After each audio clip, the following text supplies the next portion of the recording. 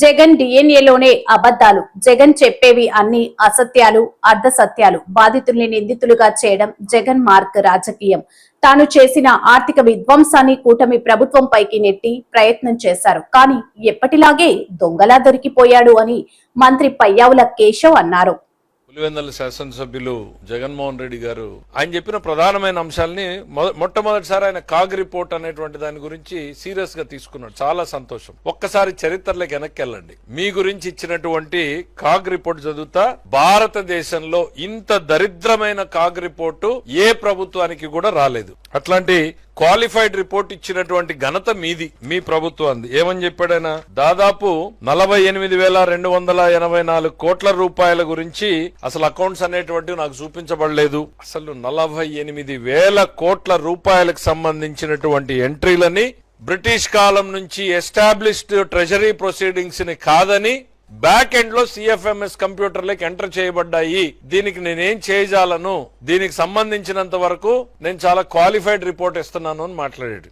మీరు ఇవాళ కాగ్ రిపోర్ట్ల గురించి ఏదో ఎత్తి చూపించింది అనేటువంటిది. ఇంత ఘన చరిత్ర మాత్రం, మీ అంత ఘన చరిత్ర మీ ప్రభుత్వంలో సాధించినటువంటి ఆర్థిక విధ్వంసానికి ఇంతకన్నా ప్రత్యక్ష సాక్ష్యం నేను అక్కర్లేదనుకుంటా. రెండవది ప్రధానమైంది మీరు చెప్పింది ఏంటంటే 23-24తో పోలిస్తే రెవెన్యూ లోటు దాదాపు 56% పెరిగింది, ఫిస్కల్ డెఫిసిట్ 30% పెరిగింది. ఈ పేపర్ లో రెండు స్టేట్మెంట్లు రాస్తారు. ఎక్కడ సోర్సో తెలీదు. ఇవే మీరు ప్రెస్ మీట్ లో లాస్ట్ టైం చెప్పారు. సరే ఏదోలే, ఆయన పేపరు ఆయన ఏదో చెప్పుకున్నాడు అని చెప్పి కావాల్సిన వాటికి సమాధానాలు చెప్పాం. అవే తీసుకొచ్చి బొత్స సత్యనారాయణ గారితో కౌన్సిల్లో చెప్పించే ప్రయత్నం చేశారు.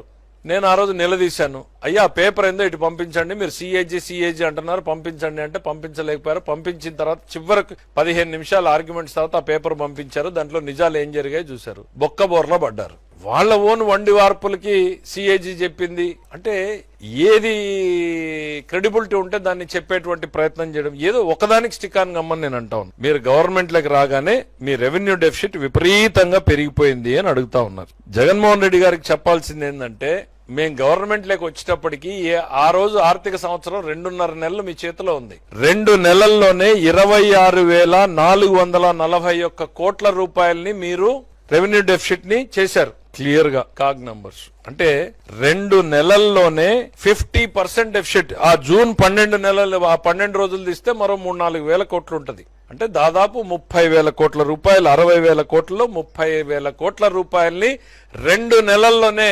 చూపించినటువంటి ఘనత మీది. రెవెన్యూ డెఫిసిట్ కారకులు మీరు. మళ్లీ ఆ బురదను తీసుకొచ్చి మా మీద వేసేటువంటి ప్రయత్నం చేస్తున్నారు. దాని పర్యవసానమే ఫిస్కల్ డెఫిసిట్ కూడా పెరగడం అనేటువంటిది.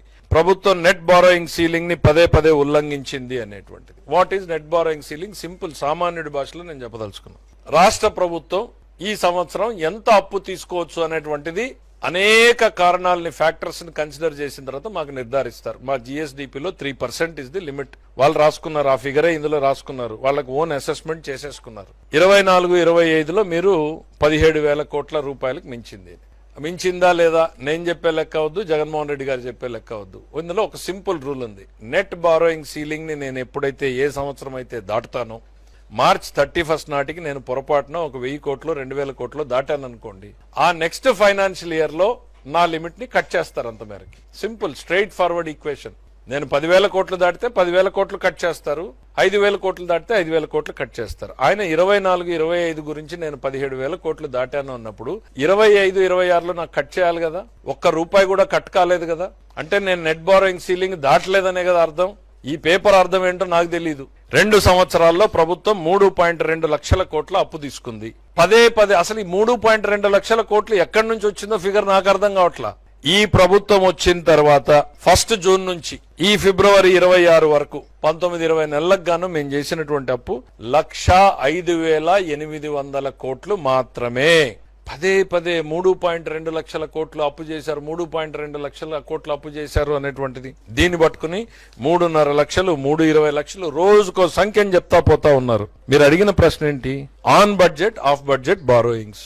ప్రభుత్వానికి ఉన్నటువంటి బారోయింగ్స్ శాసనసభకు చెప్పినటువంటి 60,485.41 కోట్లే.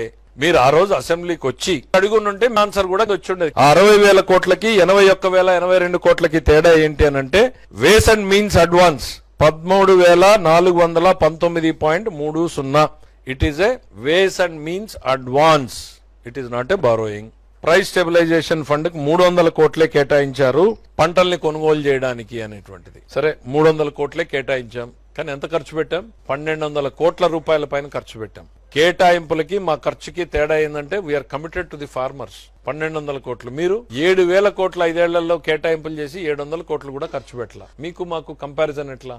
మేము ఒక్క సంవత్సరంలో కొన్నాం, టొబాకో కొన్నాం, మిర్చి కొన్నాం, మామిడికి కొన్నాం, కంది, అన్ని పంటల్ని సపోర్ట్ చేస్తా ఉన్నాం. ఇంకా ప్యాడీ మీద అయితే మీరు 6 నెలలకు పేమెంట్లు ఇస్తే మేము 24 గంటల లోపల పేమెంట్లు ఇస్తాం. బికాజ్ రైతు పడే కష్టాలు మాకు తెలుసు కాబట్టి. జగన్మోహన్ రెడ్డి గారికి ఫైనల్ గా నేను చెప్పదలుచుకున్నది ఒకటే, ఏలెత్తి చూపించే ముందు మీ వైపు చూసుకోండి. కాగ్ రిపోర్టు చూసినా మీ గురించే చండాలంగా మాట్లాడుతా ఉంది. మీరు చెప్పినటువంటి ఏ విషయాన్ని చూసినా మొదటి నుంచి చివరి వరకు అసత్యాలే ఉన్నాయి. ఆ బెంగళూరు